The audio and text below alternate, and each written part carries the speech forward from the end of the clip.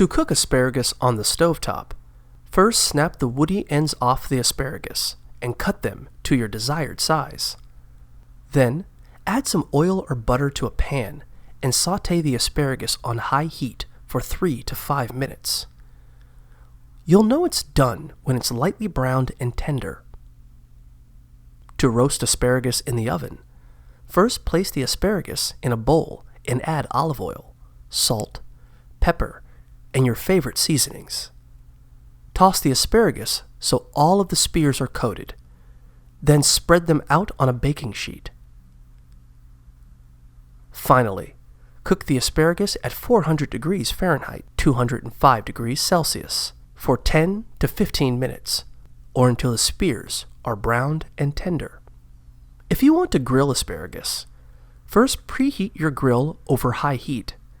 Then toss the asparagus in olive oil, salt, and pepper. Place the spears directly on the grill and grill them for 3 to 4 minutes or until they're charred and tender. Serve and enjoy.